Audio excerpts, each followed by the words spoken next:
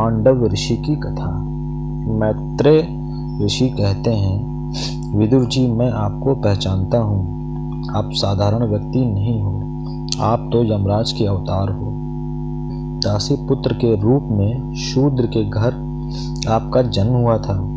एक बार कुछ चोरों ने राजकोष से चोरी की। चोरी करके वह भागने लगे। राजा के सेवकों को इस चोरी का समाचार मिला। उन्होंने चोरों का पीछा किया। राजा के सैनिकों को पीछे आते देखकर चोर घबरा गए। चोरी के माल के साथ भागना मुश्किल था।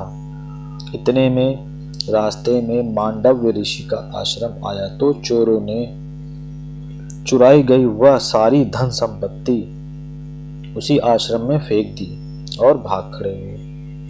राजा के सैनिक पीछा करते हुए आश्रम में आए।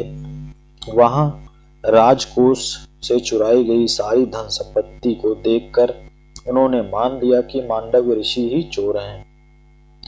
उन्होंने ऋषि को पकड़ा और धन संपत्ति के साथ राजा के समक्ष उपस्थित कर दिया। राजा ने देहादंड दिया। अब मांडव ऋषि को वध स्तंभ पर खड़ा कर दिया गया। वे वहीं पर गायत्री मंत्र का जाप करने लगे। मांडव ऋषि मरते नहीं हैं। ऋषि का दिव्य तेज देखकर राजा को लगा कि यह तो कोई तपस्वी महात्मा है। राजा भयभीत हो गया। ऋषि को वध स्तंभ से नीचे उतारा गया। सारी बात जानकर राजा को दुख हुआ और पश्चाताप करने लगा कि मैंने निरपराध ऋषि को सूली पर चढ़ाना चाहा।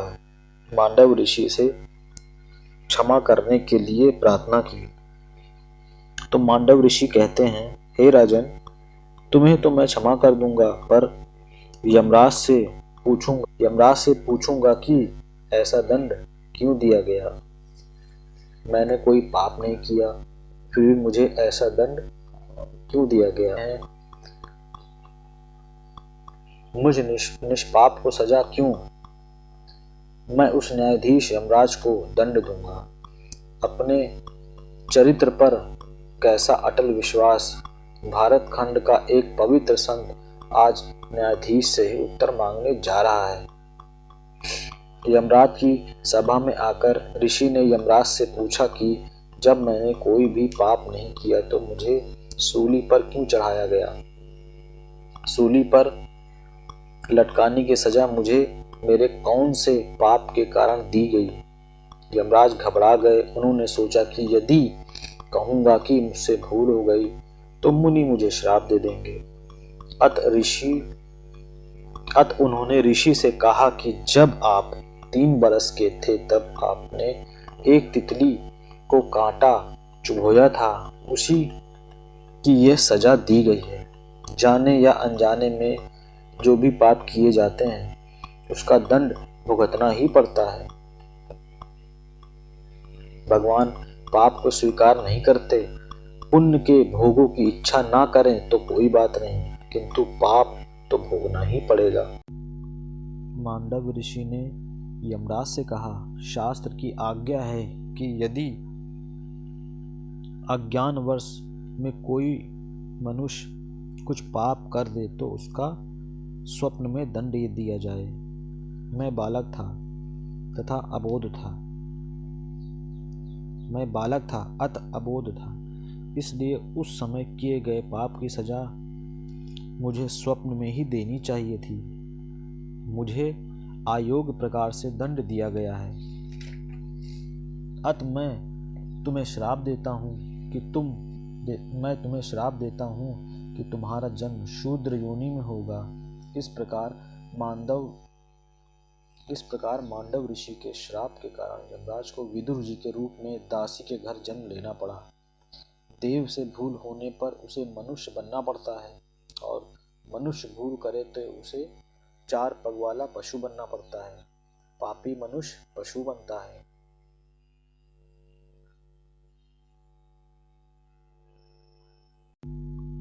मांडव ऋषि ने यमराज से कहा, शास्त्र की आज्ञा है कि यदि अज्ञानवश में कोई मनुष्य कुछ पाप कर दे तो उसका स्वप्न में दंड दिया जाए।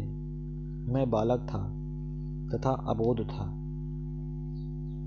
मैं बालक था अत अबोध था, इसलिए उस समय किए गए पाप की सजा मुझे स्वप्न में ही देनी चाहिए थी।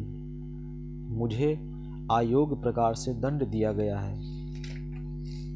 अत मैं तुम्हें श्राप देता हूँ कि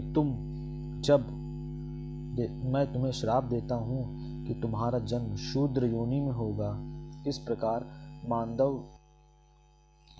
मांडव ऋषि के श्राप के कारण यमराज को विदुर जी के रूप में दासी के घर जन्म लेना पड़ा।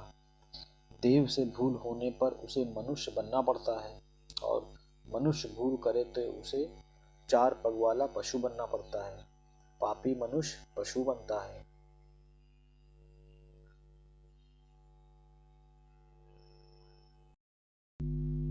तो मित्रों, इस प्रकार आपने देखा कि यमराज को भी दंड भोगने अपने पाप का पृथ्वी पर आना पड़ा। इस प्रकार मांडव ऋषि के श्राप के कारण विदुर जी को मनुष्य रूप में पृथ्वी पर कई सौ वर्ष रहना पड़ा। तो इस प्रकार हमारी ये कथा समाप्त होती है। इसी प्रकार और कथा सुनने के लिए हमारे चैनल को सब्सक्राइब करें, लाइक करें और शेयर करें। नमस्कार दोस्तों।